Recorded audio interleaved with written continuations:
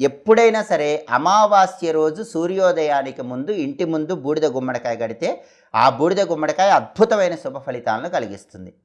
అలా అమావాస్య రోజు సూర్యోదయానికి ముందు బూడిద గుమ్మడికాయ కట్టడం వీలు కాకపోతే బుధవారం రోజు కానీ శనివారం రోజు కానీ సూర్యోదయానికి ముందే బూడిద గుమ్మడికాయ కట్టండి. బూడిద గుమ్మడికాయ ఎప్పుడైనా సరే సూర్యోదయానికి ముందు కడితే ఉత్తమ ఫలితాలు కలుగుతాయి. ఉదయించాక సూర్యుడు కడితే మధ్యమ ఫలితాలు కలుగుతాయి. సూర్యాస్తమయంలో బూడిద గుమ్మడికాయ ఇంటి ముందు కడితే అధమమైన ఫలితాలు కలుగుతాయి. ఎలాంటి ఉపయోగము బూడిద గుమ్మడికాయ ఇంటి ముందు కట్టడం వల్ల ఉండదు. కాబట్టి రాత్రి సమయంలో బూడిద గుమ్మడికాయ ఇంటి ముందు కట్టరాదు. సూర్యాస్తమయం తర్వాత దిష్టి పోవటానికి బూడిద గుమ్మడికాయ ఇంటి ముందు కట్టినా ఎలాంటి ప్రయోజనము ఉండదని పరిహార శాస్త్రంలో చెప్పడం జరిగింది.